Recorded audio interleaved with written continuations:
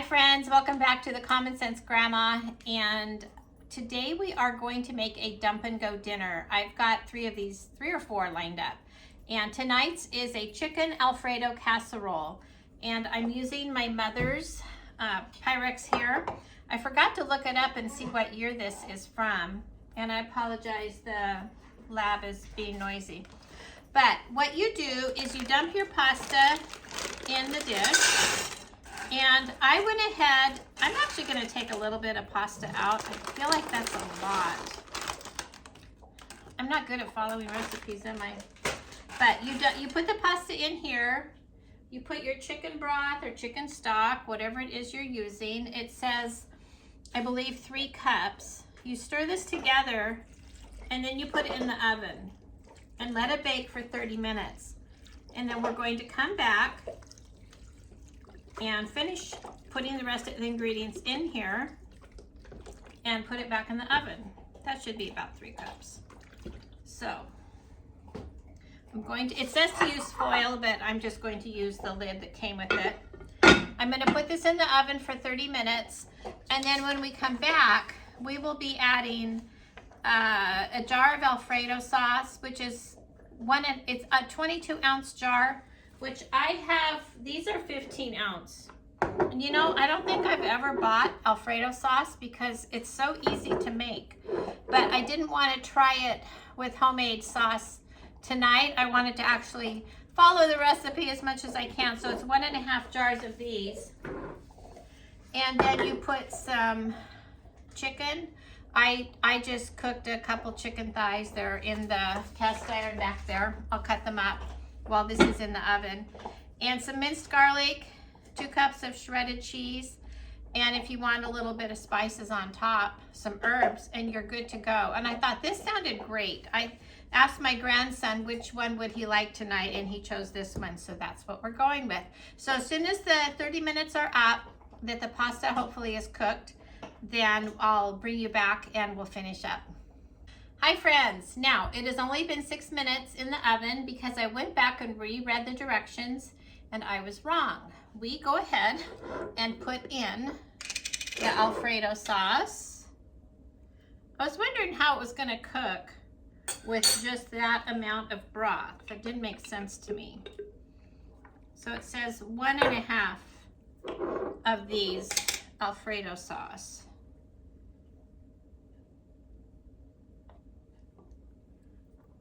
I'm going to put a little bit of stock in here to shake it up so we get all of it. I don't mind if the pasta is going to be a little saucy. I think that would be good.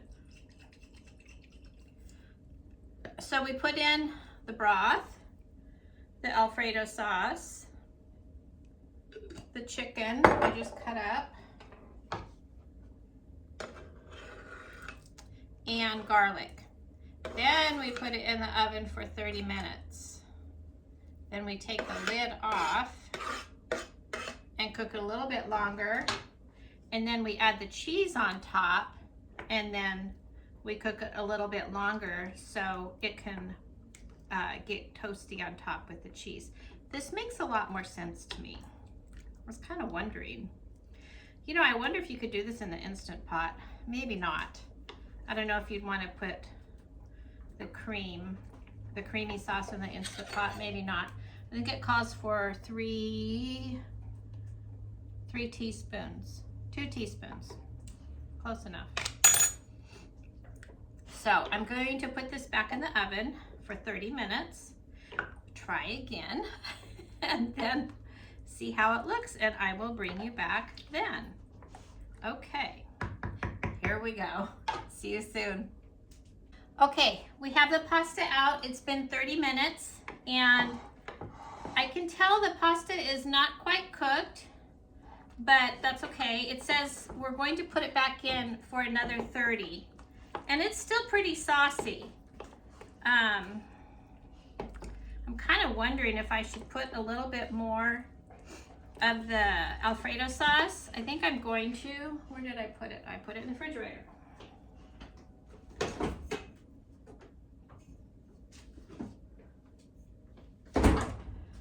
because I'm looking at this jar and I didn't quite put half. I put it like a third. I'm just adding a little bit more. I'll have to clean that off. So we put it back in the oven for another 30. Take it out and put the cheese on top. I don't know if it goes on top or, yeah, sprinkled cheese over the top. It smells delicious. You know, when I make Alfredo, while the pasta is cooking, the last 2 minutes of the pasta is cooking, I usually throw in some fresh broccoli. Just let it cook in there with the pasta and serve it that way. Okay, so back in the oven, this is going without the lid, and I'll see you in a few minutes. You know what's a blessing, friends? Being able to open your oven door all the way. The last few months, one of the things on the side, I forget what they're called, it was just creaking, and it was a real struggle to even get the oven door closed. And I checked with Frigidaire for the part. They don't make it anymore. And I called around and went online to a lot of places, and then I checked on eBay, and believe it or not, somebody had a pair on eBay. They were out of Arizona. They're a parts place, and I ordered it. I called Sears, had the guy come, and he was so sweet. He replaced them for me. They were the right parts. He said he could never have gotten the part. We would have had to have, you know, get a new oven. And he didn't even charge us that much. He said it was just like a service call. So that was 3 days before Thanksgiving, because I was trying to figure out how am I going to cook a turkey when I can't open the oven door all the way. All right, see you in like 28 minutes. Be right back. So the second 30 minutes has taken place. This looks really good. It looks done. I don't know if I could taste it. It's really, really, really hot. But I'm gonna take one little piece here and let it cool while I put the cheese on. I am using an Italian style blend. So it has mozzarella, provolone, parm, romano, and fontina, and some Asiago. This calls for 2 cups. Let me see if I mix it in or just leave it on top. Sprinkle the cheese over the top and then bake for 5 more minutes. Okay, I think that's good. There's already, you know, cheese in the Alfredo sauce, so it doesn't need that much. So I'm going to put this in the oven, but before I do, let me try this. It is cooked. Amazing. And 1 dish to wash. That can, well, it can go in the dishwasher, but this is so old, I want to preserve it. I don't want it, I don't want to put it in the dishwasher. I have to walk around the cattle dog.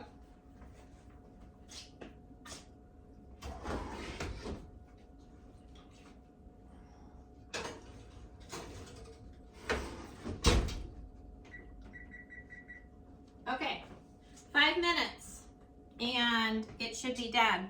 And I wanted to mention the author of this dish is Blair Lonergan, and I will include the link to their website so you can print out the recipe. I never want to take credit for somebody else's recipe. If I have combined a bunch of recipes, I'll take credit.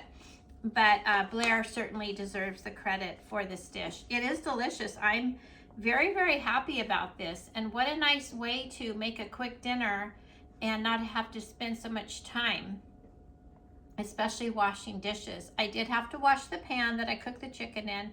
It calls for rotisserie chicken.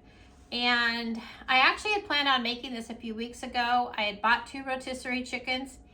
Never got to it. With grandson in the hospital and everything, life was crazy, so I didn't get to it. So we did eat the rotisserie chickens, and I did turn their carcasses into broth, of course. I don't waste. So 5 minutes, we'll come back and I will show you how it looks. And I'll probably put a little bit of parsley on top. See you soon.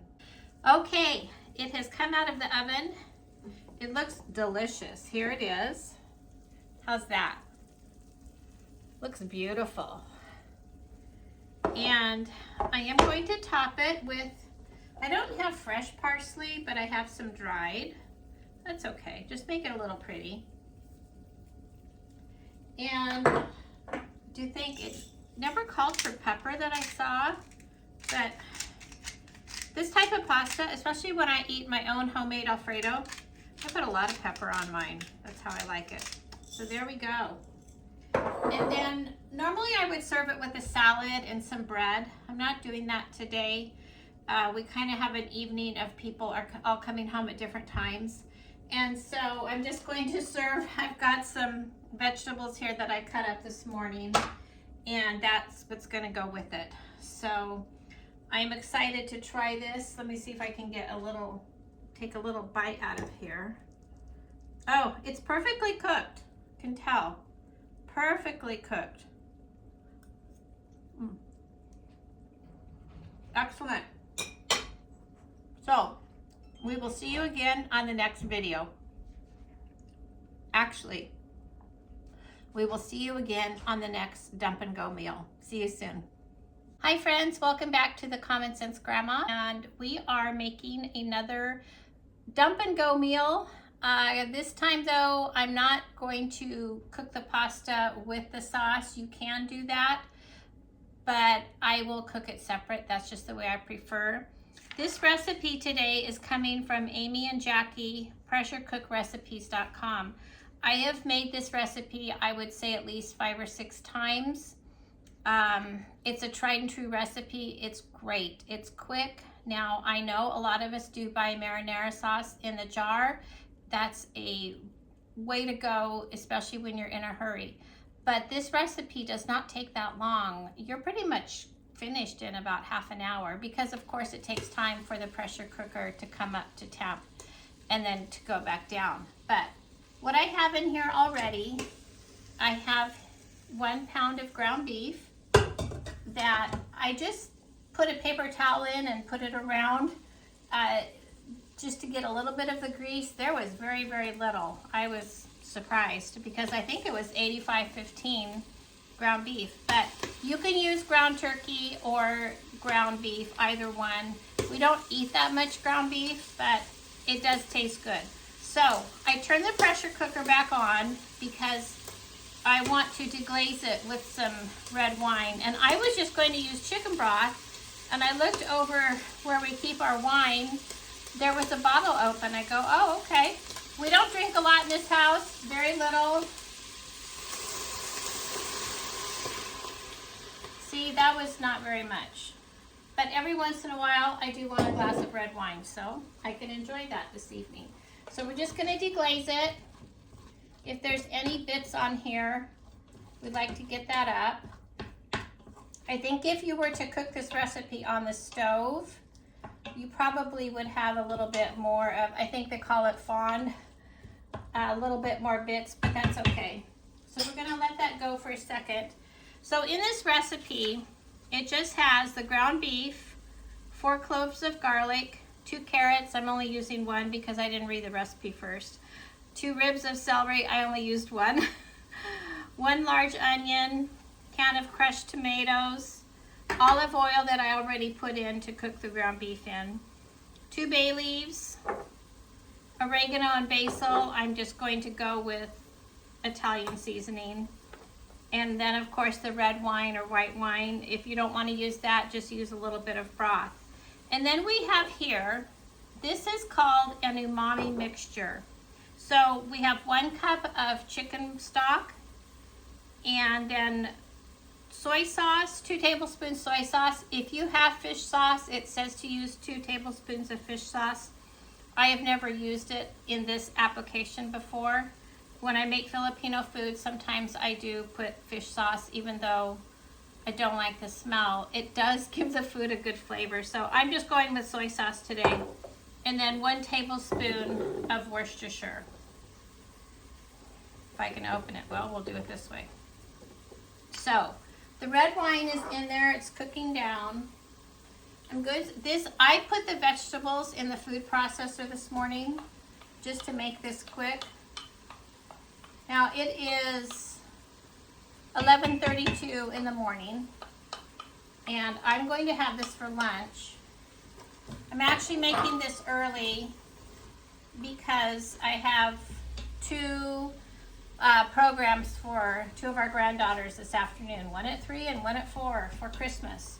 And so I thought, well, let me just go ahead and get this filmed while we have better lighting, and I can have this for lunch, and then the family, everybody will have this tonight. So this looks really good. I do need to add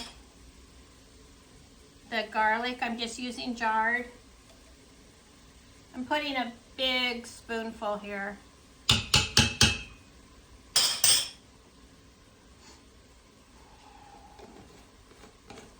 So we let that cook down. You're supposed to put a tablespoon of Worcestershire. I love to cook with Worcestershire. I think it gives things a really good flavor. I like to put the ingredients that I've already used in here over here so I don't get myself confused. I will go ahead and get out some bay leaves. And you know, you guys, you want to know a secret? Go to your ethnic stores to get some of your seasonings, like bay leaves. We have I live in Loma Linda, and the next town that way is Redlands. And there's a store there called Ranch Market, and they're one of the best places to get rice, beans, ethnic foods. They have Filipino foods that I'm able to get there for my husband, but you know, a big bag of bay leaves was like $1. And it's such a good price. So I think this is cooked down enough because it's going to cook here in the Instant Pot. You know, since it's going to be pressure cooked, it will go fast. Now, there is an order to this. You put this broth in first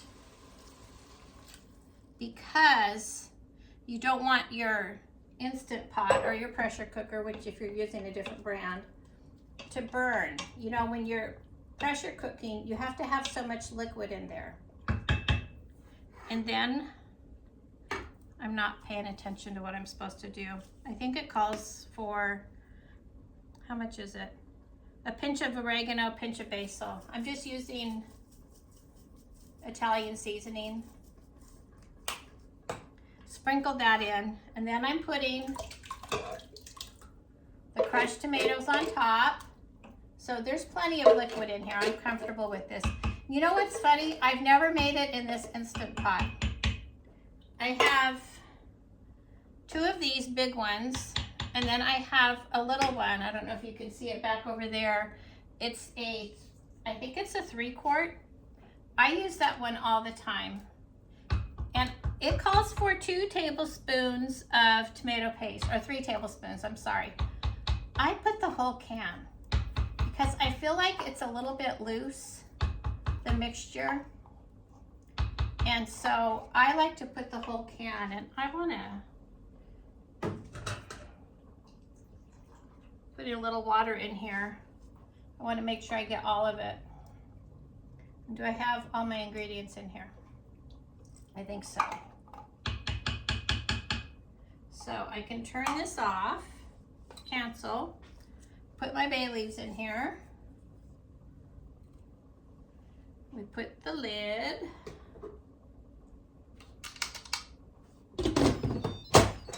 And then we just let it go for, I think it's 12 minutes.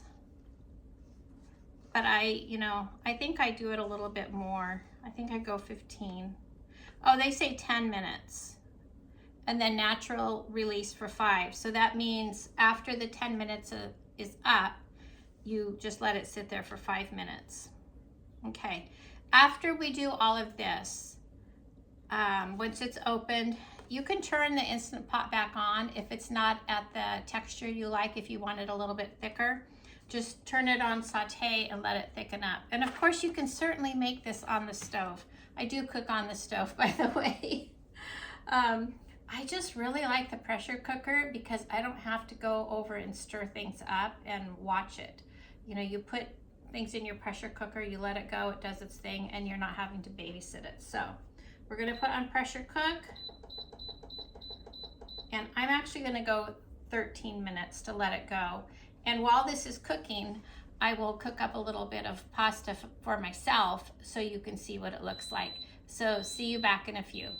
The sauce is finished cooking and the pressure has been released. So we're going to open it and see. Did you guys know you can do this with the lid? It just sits there, but I'm gonna move it over here. So let's see. Oh, you know, it's actually thick enough.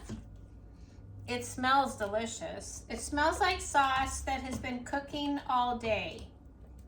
Now, I will remove the bay leaves. Well, I see one right here.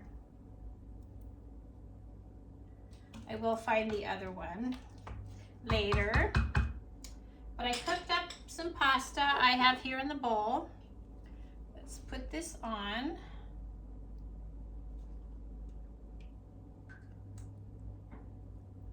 This looks really good.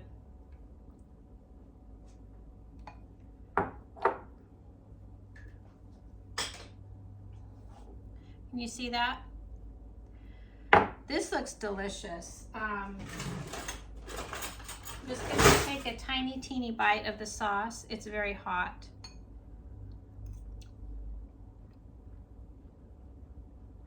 It doesn't need anything. You know, usually when I make pasta sauce like this, I add a little bit of sugar, but the tomatoes are not that acidic. I don't feel like it needs it, but let me get, I want you to be able to see the sauce here. Move that out of the way. If you can see that. This is really nice sauce. It makes a lot. So this recipe here, I will link it below so you can print it out. And I'll put a link. You can just click on that and it'll take you right to their website so you can print it out. But I hope you're enjoying these dump and go meals. Cooking the pasta in the oven, it was good. It was okay. I know I'm actually editing that video right now. That's what I was doing while this was cooking. And it was delicious. It was very, very good. And I think if you're in a hurry or if you're busy, of course, nothing wrong with doing that. But I do think I prefer, at least for spaghetti like this, I don't think I would want to cook it all together. I've seen people do that. I've seen them make like tuna helper or what are those other ones? Hamburger helper, that one. I made that one time and it's actually pretty good. It was okay if you like that kind of thing. Not all of us in this house are real crazy of going that route. My granddaughter loves tuna helper, but I make it all from scratch. The sauce, everything from scratch. And maybe I'll do that sometime. I remember growing up, my mom used to make tuna casserole. And I do like it. I make it very, very flavorful, but I don't use canned soups or anything. I do it all from scratch. So, you know, sometimes we still like the nostalgia of some of those meals, and I don't know how healthy they are, but when you're in a hurry, there's nothing wrong with a dump and go meal. I used the crock pot yesterday for dinner. I made one of those freezer meals that I'd made for our daughter who just had the baby. I made the ranch chicken. That was it, ranch chicken, where you put ranch powder, you know, for the dressing, and the ranch powder and taco seasoning. Yummy, yummy, yummy. That was good. In fact, I made my husband this morning a wrap for his lunch, and I used some of that in his wrap, the chicken. It was really, really good. So, you know, if you happen to not watch those videos yet where I made those freezer meals, try that one. That was really, really good. Anyway, I will see you again next week. I hope all of you are having a wonderful December as we prepare for Christmas or whatever it is that you celebrate this month. There's lots of special holidays. I just send you love and blessings and wish you peace. Bye.